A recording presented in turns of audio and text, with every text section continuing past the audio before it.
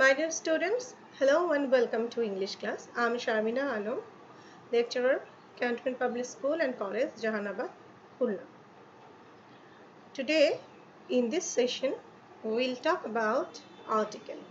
We all know how to deal with article. Still, you can call it a looking back. So, articles are words that define a noun as specific or unspecific. নাউনের ধরন আমরা article থেকে জানি, এটা নির্দিষ্ট করে বোঝাচ্ছে না অনির্দিষ্ট করে বোঝাচ্ছে।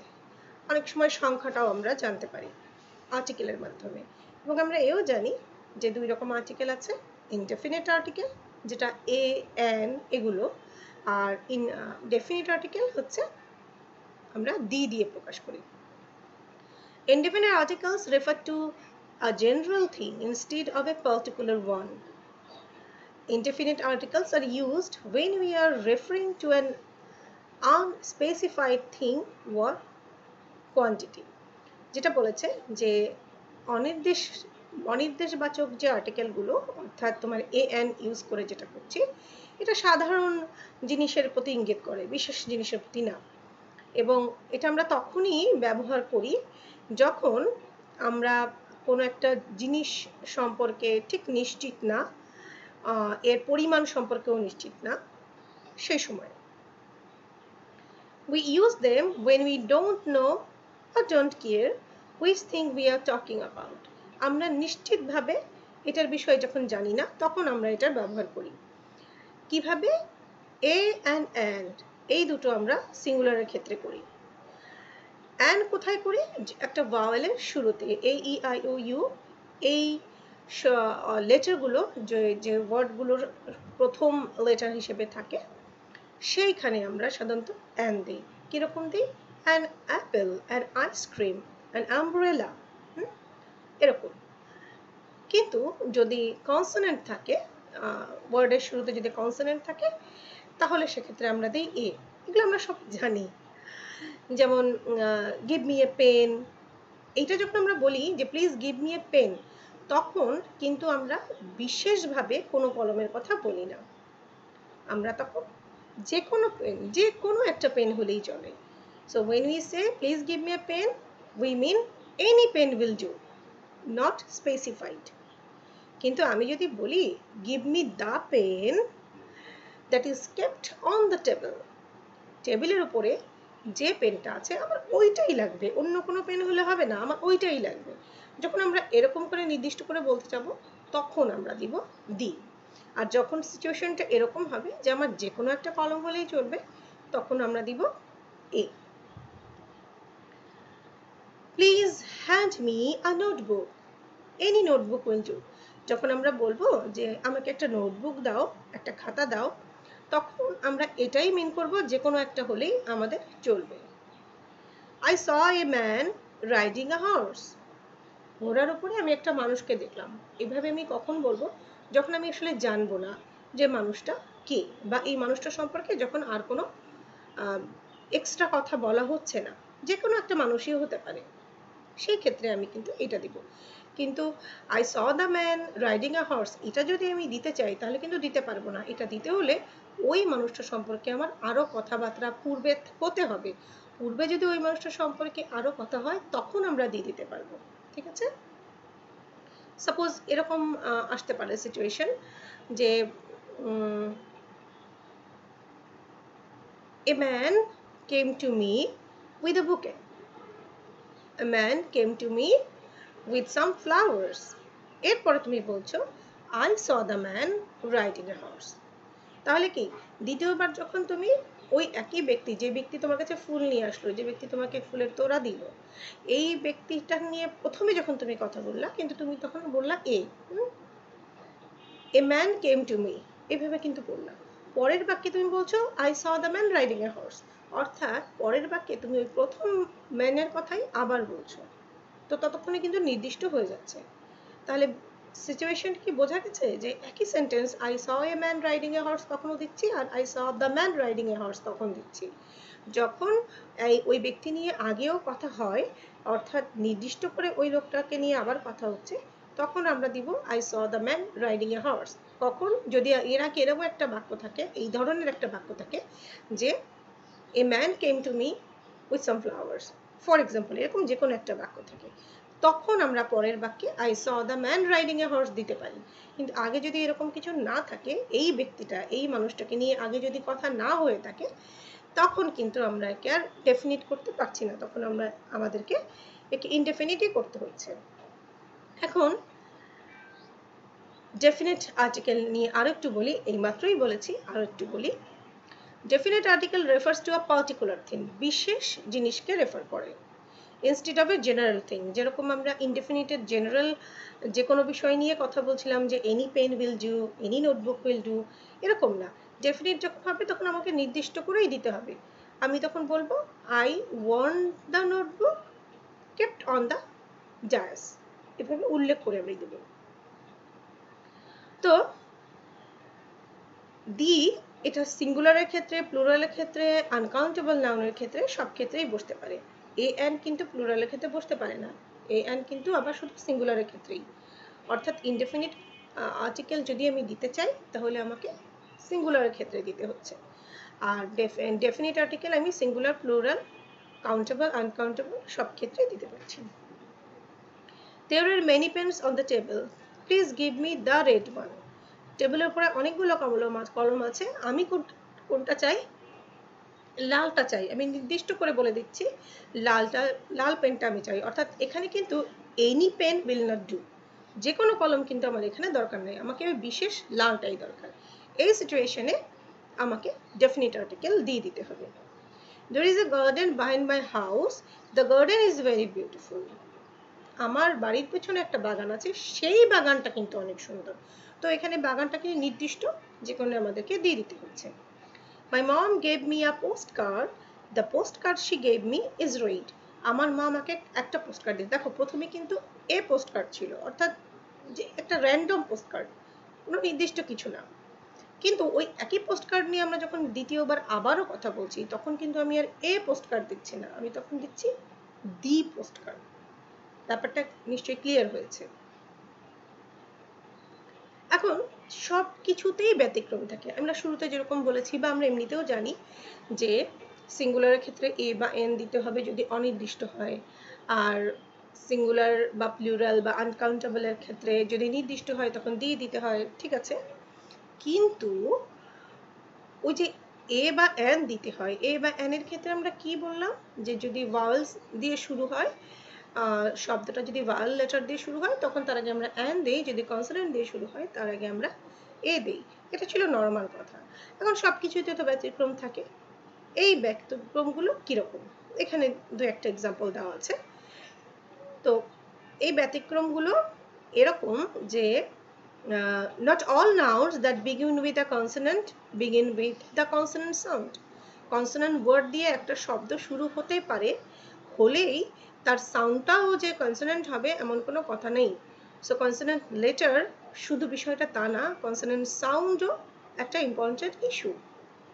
Always trust the sound not the letter when applying the a versus and rule। মানে হলো যে সবসময় সাউন্ডের উপরে ভরসা করবা, সবসময় অক্ষরের উপর ভরসা করলে হবে না, ঠিক আছে। কিরকম দেখো, মানে এটা এরকম যে প্রোনাউন্সিয়েশনের উপরে, উচ্চারণের উপরে বিষয়টা নির্ভর করছে, আমাদেরকে উচ্চারণটার বিষয়টা বিবেচনা রাখতে হবে। সাপোজ এখানে যে এক্সাম্পল আমি দিয়েছি, a hourglass, a honour, an honour, an hourglass, আমরা কি দেব? দেখো এই আওয়ার বা অনার এগুলো শুরু হচ্ছে কিন্তু এইচ দিয়ে, কনসোনেন্ট দিয়ে, কিন্তু আমরা প্রোনাউন্স করছি কি করে? আওয়ার, অনার, অ, আ, এগুলো কি ভাওয়েল সাউন্ড করছে না? যদিও এইচ কনসোনেন্ট, এইচ দিয়ে এই শব্দগুলো শুরু হচ্ছে, কিন্তু সাউন্ড করছে ভাওয়েল। ভাওয়েল সাউন্ড করার জন্য আমাদের এখানে এ দিলে চলছে না, যদিও এইচ দিয়ে শুরু হচ্ছে, এ দিলে চলছে না, দিতে হচ্ছে অ্যান, অ্যান অনার। ঠিক একইভাবে কনসোনেন্ট মানে এরকম একইভাবে দেখা যাচ্ছে যে ভাওয়েল দিয়ে শুরু হচ্ছে, ভাওয়েল লেটার দিয়ে শুরু হচ্ছে, কিন্তু সাউন্ড করছে কনসোনেন্ট, তখন কিন্তু আমাদের ঠিক একইভাবে ব্যতিক্রমের মতোই করেই দিতে হবে। এক্সাম্পল যেটা দিয়েছে, অ্যান ইউনিভার্সিটি, অ্যান ইউনিভার্সিটি, তারপরে অ্যান ওয়ান আইড পাইরেট, এইভাবে আমরা কিন্তু দিতে পারছি না, আমাকে দিতে হচ্ছে এই ইউনিভার্সিটি, এ ওয়ান আইড পাইরেট।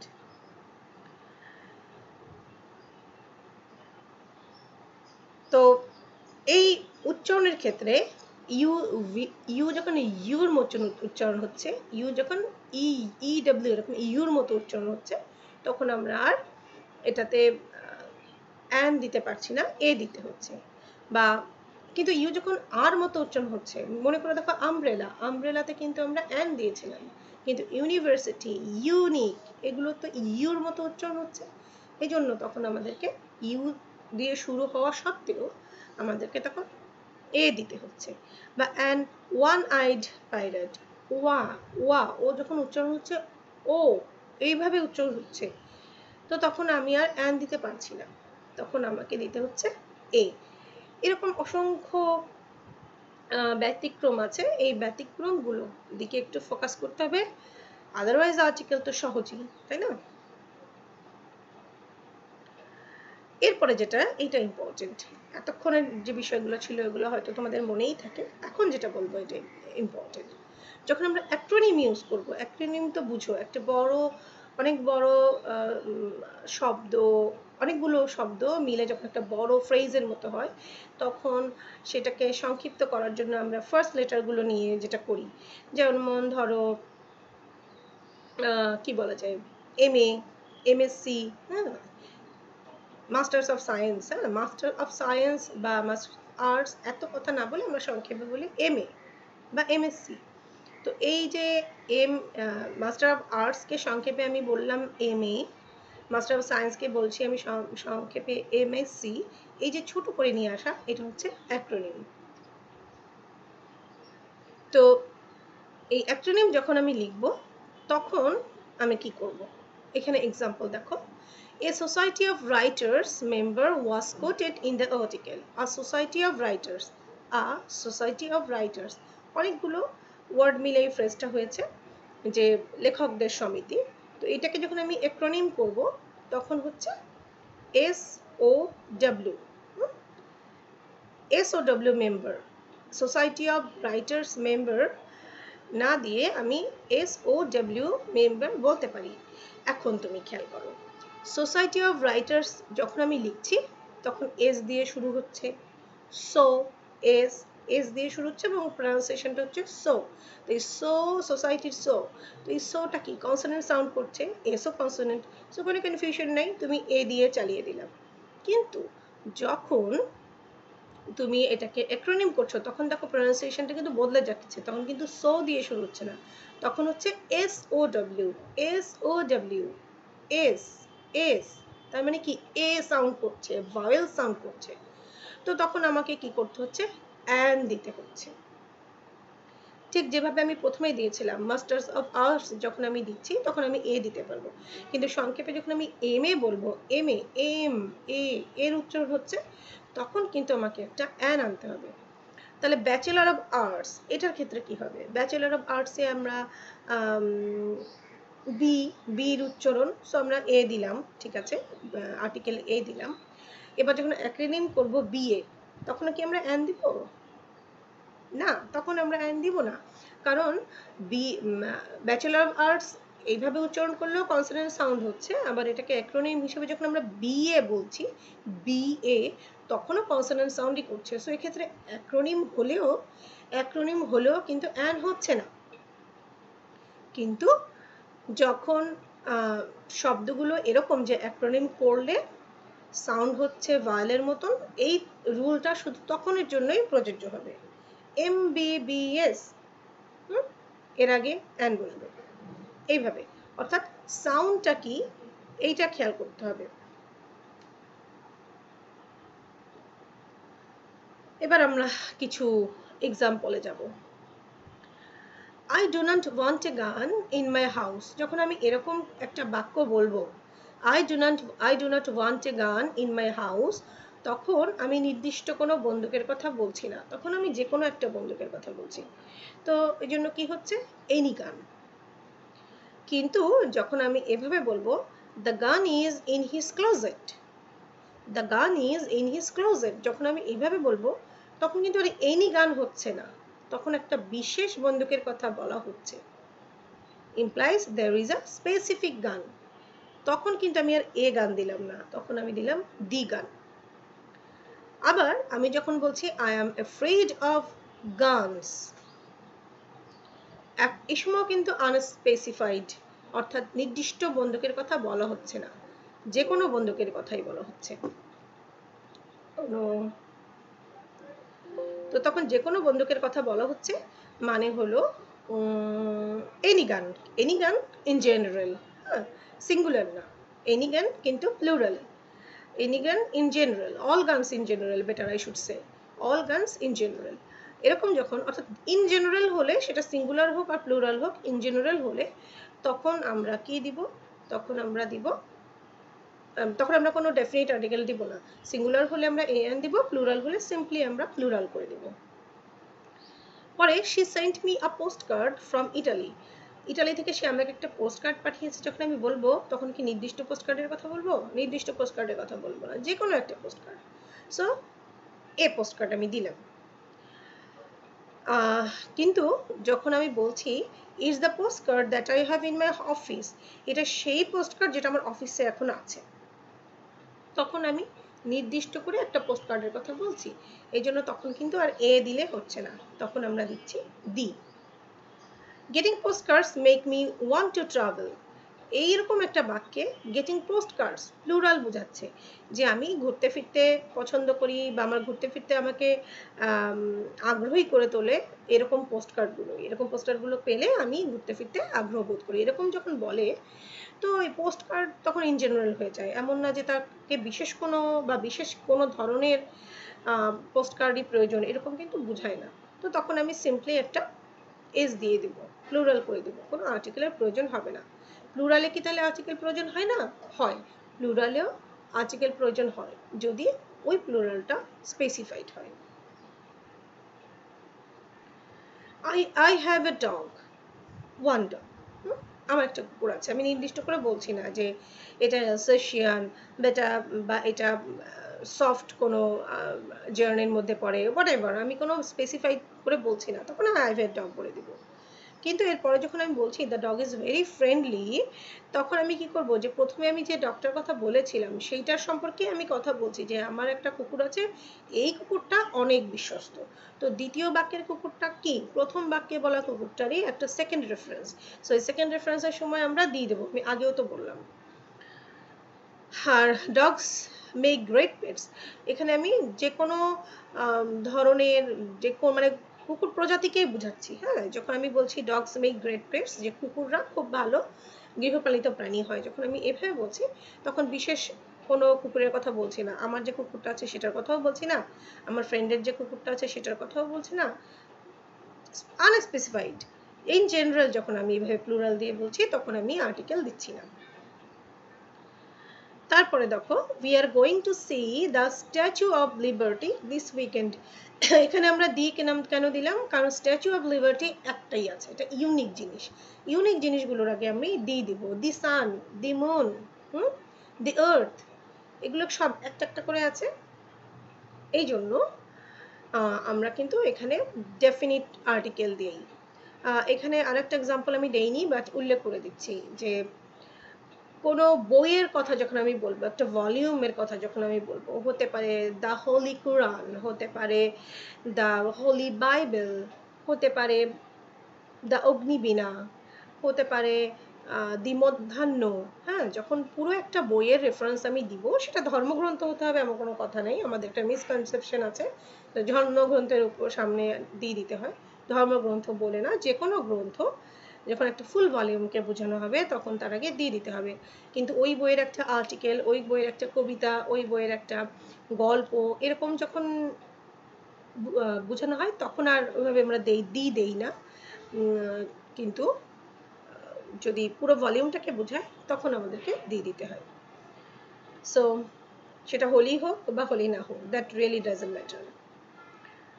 এরপরে ধরো ফার্নিচারের প্রসঙ্গটা কি? ফার্নিচার হচ্ছে কিন্তু আনকাউন্টেবল নাউন হিসেবে হয়, মানে গণ্য হয়। তুমি এ ফার্নিচার বা ফার্নিচার্স এভাবে কিন্তু বলতে পারো না।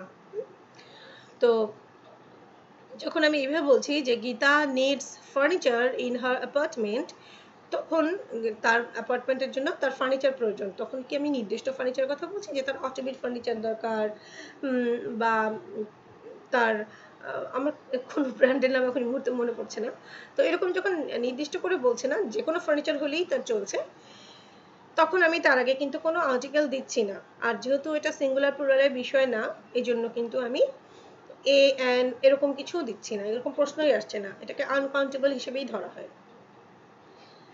কিন্তু যখন এইভাবে বলি যে she is going to select the furniture that she needs, সে যে ফার্নিচার তার প্রয়োজন, সেই ফার্নিচারগুলোই সে অর্ডার করতে যাচ্ছে, এভাবে যখন বলি তখন স্পেসিফাইড হয়ে যাচ্ছে না? তখন ফার্নিচারগুলো সেইগুলোই যেগুলো তার প্রয়োজন। হয়তো তার টেবিলের দরকার নেই, চেয়ারের দরকার আছে, সো সে চেয়ারেতেই যাবে। তার আলনার দরকার নেই, তার বেডের দরকার আছে। সো এরকম স্পেসিফিকভাবে যখন বলছি আমি, তখন কিন্তু আমি দিয়ে দিচ্ছি। আর প্রথম বাক্যে কিন্তু এরকম স্পেসিফাইড ছিল না যে তার চেয়ার দরকার, না বেড দরকার, না আলমিরা দরকার, এটা কিন্তু তখন স্পেসিফাইড ছিল না। সো এই জন্য তখন আমি কিছুই দিলাম। তারপরে আছে she hopes to find some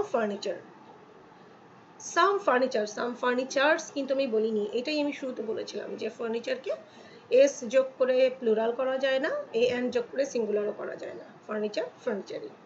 ঠিক এরকম শব্দ আমি আগেও বলেছি কিনা মনে নাই। ডিয়ার, হ্যাঁ, ডিয়ার হরিণ, এটাকে তুমি ডিয়ার্স করতে পারো না। এ ডিয়ার বলো আর ডিয়ার বলো, তুমি ডিয়ারই রাখতে হয়, একটা হলেও ডিয়ার, তিনটে হলেও ডিয়ার, এভাবেই রাখতে হয়। ঠিক একই কথা ইনফরমেশন, নিউজ, এগুলোর জন্যও প্রযোজ্য। এ নিউজ, টু নিউজেস, এভাবে আমরা বলি না। আর আই হ্যাভ সাম নিউজ, এখানে আমি অনেকগুলো নিউজের কথা বললেও নিউজই থাকছে। বা যদি আমি ইনফরমেশনকে প্লুরাল করতে চাই, আমাকে বলতে হবে pieces of information, sets of information, কিন্তু আমি ইনফরমেশনের সঙ্গে এস যোগ করে ইনফরমেশনস বানাতে চাই না। ইনফরমেশনকে প্লুরাল করতে চাইলে এর আগে একটা শব্দ এনে সেটার সাথে এস যোগ করছি আমরা। তো এগুলো হচ্ছে সিঙ্গুলার প্লুরাল ওইরকম আলাদা করার যায় না, সেই ধরনের হচ্ছে শব্দ। এরকম কিছু আছে, আমরা নোট করে রাখবো, যখন যেটা সামনে পড়লে নোট করে রাখবো। তো এই হলো মোটামুটি আজকের ক্লাস। আশা করি ক্লাস ভালো লেগেছে তোমাদের, এবং কিছুটা হলেও তোমরা বুঝতে পেরেছো। তো আজকে এ পর্যন্তই। আগামী ক্লাসে আবার আমরা কথা বলবো অন্য কোনো টপিক নিয়ে। টিল দেন ভালো থাকো, সুস্থ থাকো, মন দিয়ে লেখাপড়া করো। Thank you.